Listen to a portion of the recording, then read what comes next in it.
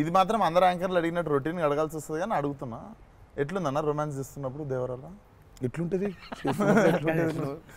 ఆయన అడగాలి, రొమాన్స్ రాసినప్పుడు ఎట్లుంటది ఆయన నేనైనా చూసేటోళ్ళం అన్న, చేసింది మీరు కదా, ఎట్లుండే అన్నట్టుగా బాగా అడుగుతున్నాడు అని అడిగాడు.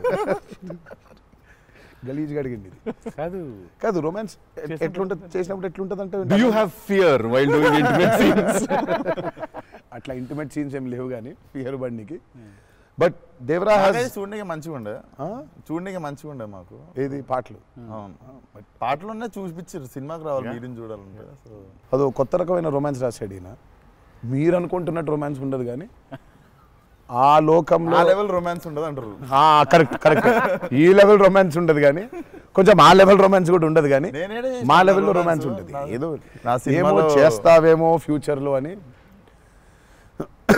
So it's nice, it will be good. Janhvi was is phenomenal in the movie. చాలా చాలా ఐ మీన్ మేమైతే షాక్ అయిపోయాం. ఓ రోజు మన అమ్మాయికి ఎట్లా వచ్చిందో తెలియదు కానీ ఒక 2 పేజీల డైలాగ్ రాసిండి నా అమ్మాయికి. సీన్ కూడా మొత్తం అమ్మాయిదే డైలాగ్ పోర్షన్ ఎక్కువ. వచ్చి అలా టపటపటపట చెప్పేసింది. నేను ఒక్క సెకండ్ అయిపోయి శివ కూడా షాక్ అయ్యాడు, ఈ అమ్మాయి ఏంటి ఇంత ఫాస్ట్గా చెప్పేసింది ఇలా అని. సరే ఎందుకని మంచిది ఓకే అనుకుంటే ఒకసారి చెక్ చేసుకుందామంటే నేను ఇక్కడ నుంచి వెనకాల నుంచి ఇలా అంటున్నాను, అద్దిరిపోయింది శివ ఓకే అనే అని. ఫ్లోలో వెళ్ళిపోయింది మొత్తం. ఎక్స్ప్రెషన్స్, ఆ మధ్యలో పాజులు, మధ్యలో యాక్టివిటీస్ చేసుకుంటూ టక్కన లాంగ్వేజ్ ఇంకా గ్రిప్ దొరకని యాక్టర్కి అన్ని యాక్టివిటీస్తో చేయటం, ఆయనతో ఉండటం, ఆ పాజులు ఉండటం, ఆయన రియాక్షన్ మళ్ళీ పసిగట్టి మళ్ళీ మాట్లాడటం ఇంత కష్టం కదా. అర్థమైంది. Homework done. That I think she'll become very big. She's got that phenomenal talent. మరి obviously శ్రీదేవి గారి డాటర్ కదా, ఆర్క్ ఉండకుండా ఉండదు కదా. So she's phenomenal.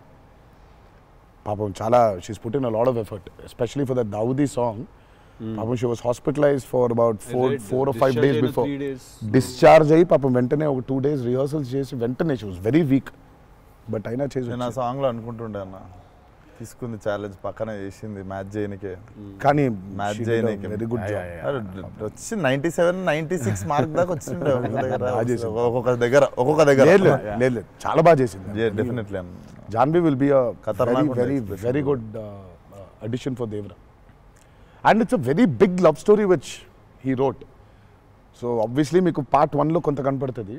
కరెక్ట్. దాని టోటాలిటీ ఇంకో వేరే టర్న్ అనేది దాని అది మొత్తం ఇంకా పార్ట్ 2లో it's a very different thing all together.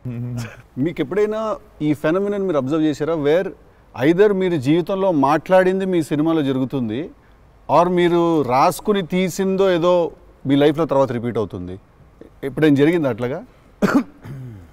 మీరు అనుకుందో లేకపోతే మీరు బాగా మేనిఫెస్ట్ చేస్తుందో? ఇట్స్ ఎన్ థింగ్ అన్నట్టు మేనిఫెస్ట్ అనేది. నేనైతే చూసిన ఒకటే మేనిఫెస్ట్ జాన్వీ. ఆ అమ్మాయి అనుకుంది చెయ్యాలని. ఆ అమ్మాయి ఎలా వచ్చిందో మాకు కూడా తెలియదు. అంటే మేము ఇంకా అప్పటికి రాస్తున్నాము, ఇంకా క్యారెక్టర్ రాస్తున్నాడు ఆయన, ఇంకా ఎవరిని అనుకోవట్లేదు. ఆ అమ్మాయేమో నేను చెయ్యాలని చెప్పింది. అసలు we weren't even in a space of okay ఈ అమ్మాయి అయితే బాగుంటుంది, ఈ అమ్మాయి అయితే బాగుంటుంది. ఫైనల్గా డీ డే వచ్చి ఇప్పుడు సరే మనం ఇప్పుడు హీరోయిన్ ఫైనల్ చేయాలని, కానీ ఇద్దరు నోట్లకి వెళ్ళి జాన్వీ తప్ప వేరే మాట రాలేదు. అంతలా మేనిఫెస్ట్ చేసింది ఆ అమ్మాయి. కానీ నువ్వు ఇందాక చెప్పింది నువ్వే నాకు అర్థం అవట్లేదు. చెప్పింది జరిగింది, జరగబోయేది తెలుస్తుంది. కాదు మనం జీవితంలో ఇప్పుడు ఏదైనా మాట్లాడుకున్నా, ఏదైనా మనం కాన్వర్సేషన్ చేసినా, ఏదైనా అది అవుతుంది. అలాంటిది సినిమాలో జరగడం డేజావులాగా ఉంటుంది అది. అంటే గుడ్ ఎక్స్పీరియన్స్ అయితే డేజావు, బ్యాడ్ అయితే డేజాపు. అండ్ మన సినిమాలో మనం రాసుకున్నది మనం ఆల్రెడీ షూట్ చేసేసి తర్వాత ఏదో మన లైఫ్లో జరిగితే ఇదేంట్రా అని ఒక కంపారిజన్ డ్రా చేస్తాం కదా. యాస్టీస్గా అయి ఉండకపోవచ్చు, బట్ సిమిలర్గా ఏదైనా. ప్రస్తుతానికైతే అవ్వలేదు. దేవుడి దయ వల్ల. నీకైందా కృష్ణ టిల్లుడు గారు మనోడికి అవుతాయి ఇట్లాంటి అన్ని ఐటమ్ పనులు అన్నీ కదా.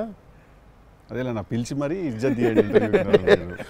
నేనే మరి అన్నా నా విశ్వాసం. నేను ఎంత చాలా క్రియేటివ్ క్వశ్చన్స్ అడుగుతుంటాను. వెళ్తే అలా బాడీ దొరకటాలు లేదు సార్, పాతి పెట్టడాలు లేదు సార్, లేదు ముద్దు పెట్టడాల వరకు అయి ఉంటుంది.